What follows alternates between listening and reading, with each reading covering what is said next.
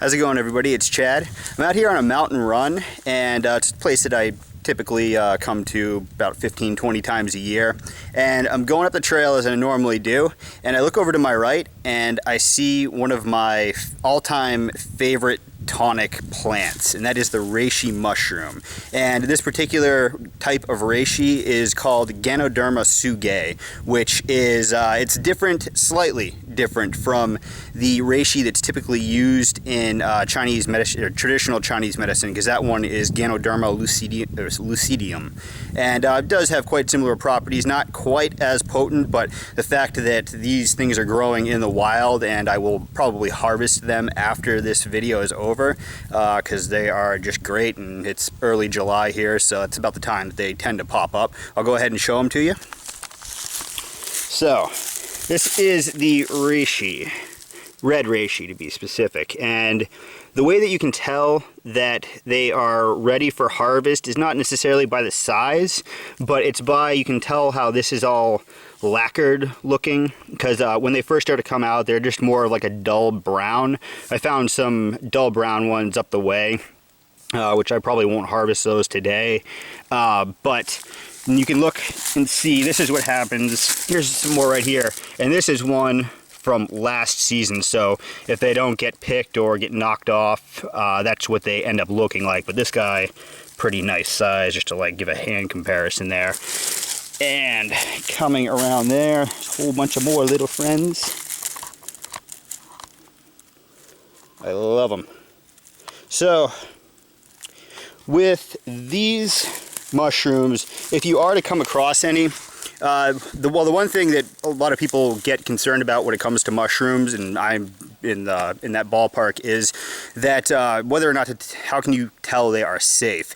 And these particular type of mushrooms, the ones that grow on trees, or anything classified as a polypore mushroom, I learned from both Paul Stamets and Christopher Hobbs that they are, in fact, like any polypore, there's no known toxic polypore.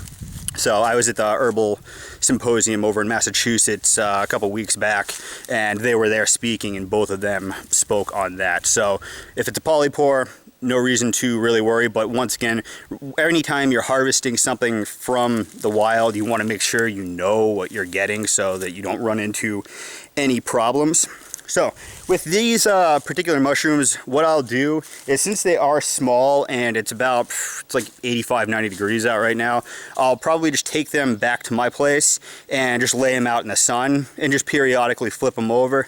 If they were a lot bigger, I would probably just cut them lengthwise into like strips, and the ones that I would, if I do find anything bigger, and I do end up having to cut them up, I'd probably immediately tincture that after they dried. But one key thing to keep in mind when you are harvesting something like this, particularly the reishi I'll speak on, is that they have little mites that grow in them from time to time.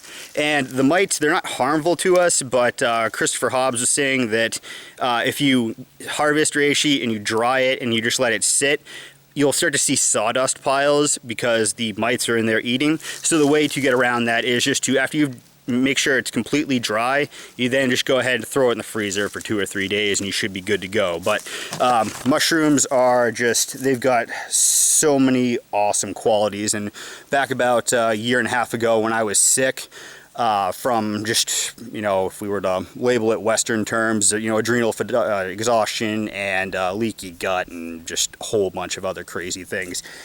This was something that I used every day in conjunction with astragalus, and I feel that they definitely were like allies on my healing journey. I mean, not the sole reason why I got better, because the sole reason why I really got better was the fact that I learned to follow circadian rhythms and sleep at proper times and yada yada yada. That's another video. But yeah, so these things, the cool thing with reishi is that for the most part they are completely safe. You can, there's always a possibility somebody's going to be allergic to something. There are people who are allergic to celery and lettuce and bananas and blah blah blah. So but the likelihood of running into any complications with reishi is pretty slim. And so what you can do with this is you can either, once it's dry, you can chop it up, and you can boil it, which is called a decoction. So you wouldn't be able to just eat these things because it's literally almost like eating soft wood.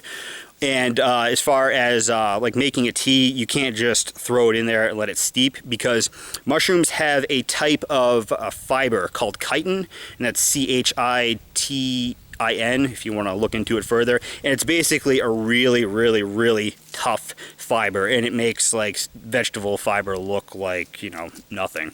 And so what you really have to do is boil it. And the thing that often gets asked is, do the constituents get damaged when you are boiling it for so long? Because I mean, I've made reishi decoctions in a crock pot go 24 to 36 hours. And no, in fact, the beta glucans and even the what are they? No, they're just polysaccharides. And polysaccharides, they tend to get beaten up a little bit, but for the most part, you're going to be able to retain everything. Now, another cool thing with reishi, as well as a few other mushrooms, like if we were to do like, what is it? Chicken of the woods? Or no, excuse me. No, I'm sorry, turkey tails. There we go. Turkey tail and chaga, just to name two because they grow in my region. What you can do with those is called a dual extraction. I really won't get deep into that here, but a dual extraction is you basically you make a tincture out of one at a high alcohol content, and that draws a lot of the constituents that would not be water soluble regardless of how long you boil it. So it takes those out, and then what you can also do is make a really, really strong decoction with another fresh batch of mushroom, and then you combine the two. So basically you have a ridiculously strong tea, and you combine that with a strong